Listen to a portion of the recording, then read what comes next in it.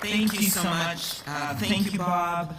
The sun is shining on all of you today, and on our heroes buried in this beautiful cemetery. How many of you were here last year when it rained, by the way? Okay, you get like special recognition for being here, rain and shine. But we're so pleased we have such a big group of people here today. So many of you vets or from families of vets.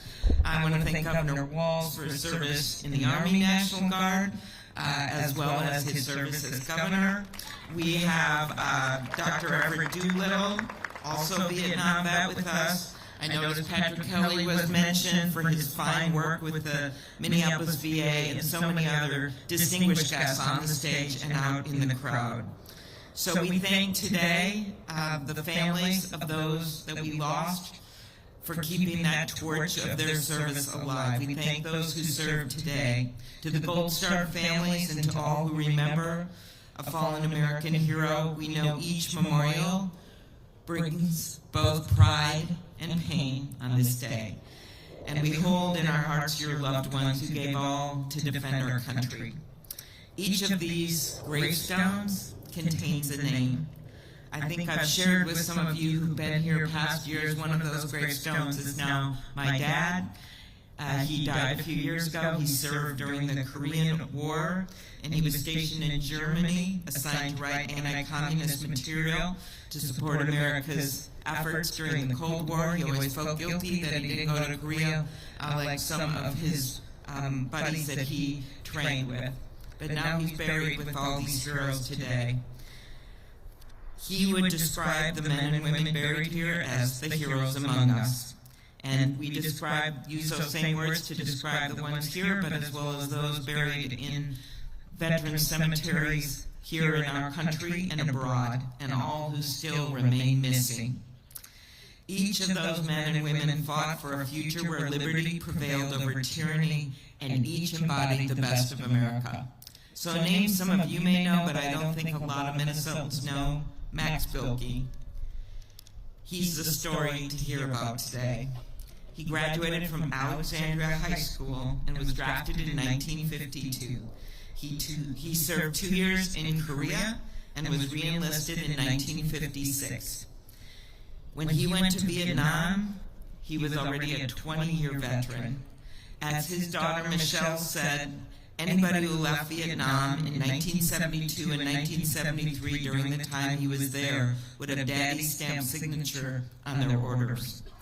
On March 29, 1973, the soldiers of Camp Alpha chose Max, because of his service and their respect for him, to be the last combat soldier to board the last plane out of Vietnam.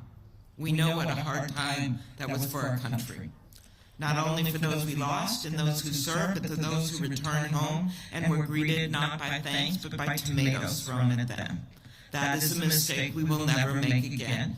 We can have disagreements on the war, but we will never take it out on the warriors. Max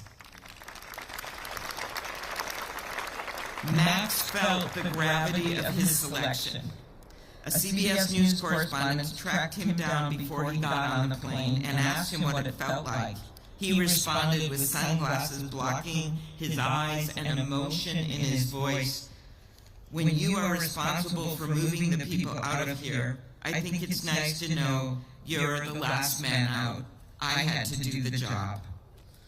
We think of those who fight in that conflict in every single one and so many others. I had to do a job.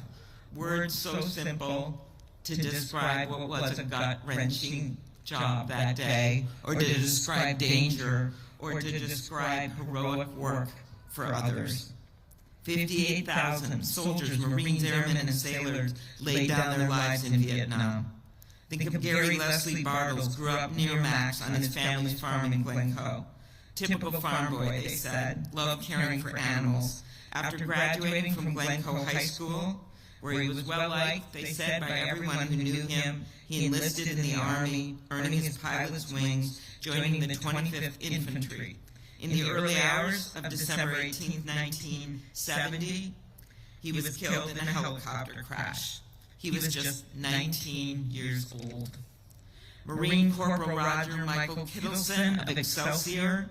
He was an anti-tank assaultman who sustained multiple fragment wounds on February 25, 1969, and died at age 21.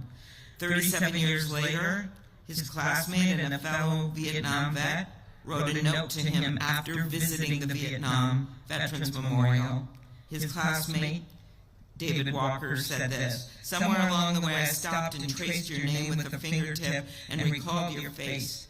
I remembered what a great pal you'd been and realized anew what a friend I'd lost. After that I imagined what an excellent dad you would have become and thought for a moment about the painful void left in hearts other than my own." Both of these young lives ended far too soon, but their stories live on. Their stories live on with your presence today. So back to Master Sergeant Max Bilkey, because this is a story of so many of our vets when come home. When Max got off that plane, he returned to the Army, this time as a civilian, serving his vets and their families. He still felt, in his words, he had a job to do. It wasn't going to be the last job of being the last soldier off that plane. The next job was fighting to ensure vets received their health care. And that's just what he did. He was instrumental in getting Congress to pass TRICARE for Life, as well as advocating for open enrollment in the Survivors Benefit Plan. He still had a job to do as a member of the Army Chief of Staff Retiree Council and the author of Max Facts, an online newsletter dedicated to helping retirees. And he still had a job to do at the Pentagon on September 11, 2001. He was scheduled to meet with Army Lieutenant General Timothy Maud and retired Air Force Lieutenant Colonel Gary Smith. All three were Vietnam vets. And all three, including Max, lost their lives when American Airlines Flight 77, in the hands of terrorists, hit the outer ring of the Pentagon. Max dedicated himself to finishing the job that Roger and Gary and every American who gave all started. He lived by and sacrificed for that ideal that President Lincoln captured at Gettysburg, that the unfinished work of Americans who gave the last full measure of devotion belongs to us, the living. On this Memorial Day and every day, we have an obligation to those who lay down their lives so we could live ours. How do we do that?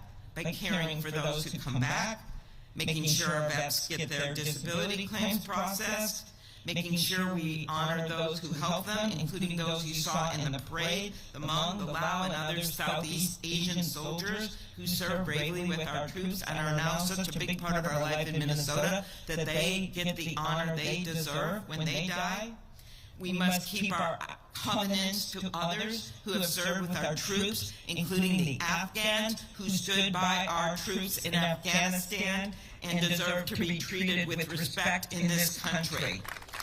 I lead the Afghan Adjustment Act with a number of Republicans supported by the Legion and the VFW, and we must get this done. And it means making sure that if a veteran is living with permanent conditions resulting from exposure to Agent Orange or burn pits, they get treatment or care due to the PACT Act, and it must be fully funded. It means working to ensure that veterans can access their GI benefits, including housing, make sure they get quality health care, because there's no expiration to the benefits they've earned. Today, we remember the courage of those who made the ultimate sacrifice and the heroic strength of their loved ones. We remember not just how they served, but why, to protect the ideals of freedom and our democracy. So let's carry their stories in how we live our lives, how we care for our veterans, and how we uphold the values they gave their lives to defend. To all who served, to all who stood beside them, and to all who mourn today, we honor you, and we recommit to building a country that's worthy of your sacrifice, today and every day. Thank you.